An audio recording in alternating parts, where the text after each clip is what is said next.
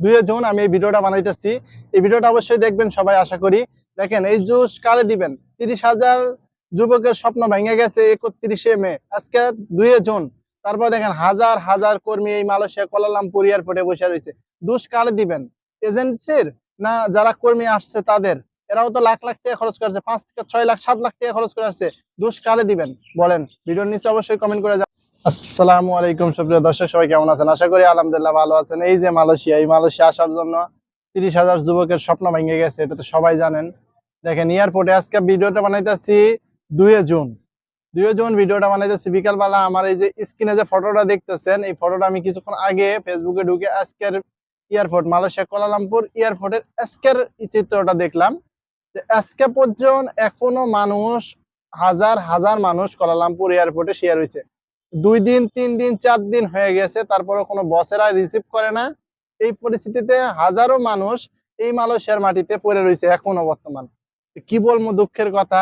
আর তো বাংলাদেশের কথা বলার কোনো ভাষা নাই, যেহেতু বাংলাদেশ হলো শাহজালাল বিমানবন্দরে হাজারো হাজার যুবকের, 30,000 যুবকের স্বপ্ন ভেঙে গেছে, এই মালয়েশিয়া আসতে পারে নাই। যারা মালয়েশিয়া আসে পুষছে ভাই, পুষার পরও তাদেরও অনেক কষ্ট।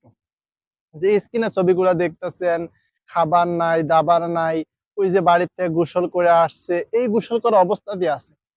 এখন দোষ কার দিবেন ভাই? দোষ দেওয়ার মতো কারণ নাই। কেননা এই কথা বলতে গেলে আমারে অনেকে খারাপ কমেন্ট করতে পারেন। আগের ভিডিওতে করে কথা বলছেন, অনেকেই কমেন্ট করছেন যে আমি এরকম কথা বলা ঠিক হয় নাই। ভাই, এরকম কথা বলছি কারণ আছে। না, আমি নিজেও ধরা খাইছি। পড়ায় এই বিদেশের ব্যাপারে লোক আনার বিষয়ে আমি পড়ায় 8 লাখ টাকার মতো ধরা খাইছি।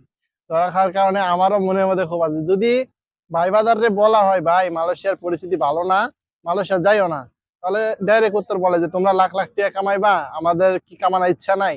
এই কারণে ভাই মনটা অনেক ভাঙ্গা যায়, এই জন্য কাউরে কিছু বলাও যায় না। হয়তো বা ভিডিওটা বানাইতেছে অনেক কষ্ট নিয়া। কিন্তু এখন যে এয়ারপোর্টে আজকে 2 জুন যে দেখতেছি পরিস্থিতি, দেখে মনটা একদম ভাই খারাপ হয়ে গেছে। আজকে এত পরিস্থিতি খারাপ, লোকজন গুলো খাওয়া নাই দাওয়া নাই, 4 দিন 5 দিন হয়ে গেছে, গোসল নাই, একই কাপড়ে পরে রয়েছে এয়ারপোর্টে।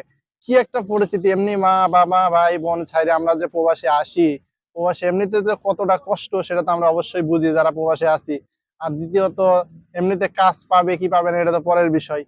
এখন সম্মুখমূলে যেটা বিষয়টা দাঁড়াইছে, খাওয়া দাওয়ার বিষয়টা, খাওয়া দাওয়ারই কোনো ঠিক নাই। তাহলে কেমনে কি ভাই? দেখেন, এখন দোষ কারে দিবেন? এজেন্সিরে দোষ দিবেন? যারা 30,000 যুবক আসতে পারে নাই, এরা কি এজেন্টের ধরলে ফুল টাকা ফেরত পাবে? কোনোদিনই পাবে না। হয়তো বা নামসাম কিছু ফেরত পাইবো, এটাই, আর বেশি কিছু না। এখন কি বলবেন? কার দোষ দিবেন? কোন সিন্ডিকেটের দোষ দিবেন? এমনও হয়েছে, শোনা আমরা যতটুকু শুনছি অনলাইনে, যে একটা টিকিট 1 লক্ষ টাকারও উপর বিক্রি হয়েছে, তারপরও টিকিট পাওয়া যায়নি। এটা স্বাভাবিক বিষয়। একদিনের মধ্যে 30,000 তো আর শ্রমিক এই মালয়েশিয়া ঢোকা সম্ভব না, যতটুকু আমি বুঝি আমার ছোট্ট জ্ঞানে। ভাই, যদি ভিডিওটা ভালো লাগে তাহলে অবশ্যই লাইক কমেন্ট শেয়ার করবেন। আর আপনারা অবশ্যই জানাবেন যে এই দোষটা কার দিবেন? এই দোষটা কি যারা কর্মীরা বিদেশ আসছে তাদের দোষ দিবেন মালয়েশিয়া, না যারা হলো পাঠাইছে এজেন্সিরে দোষ দিবেন? অবশ্যই নিচে কমেন্ট করে জানাবেন।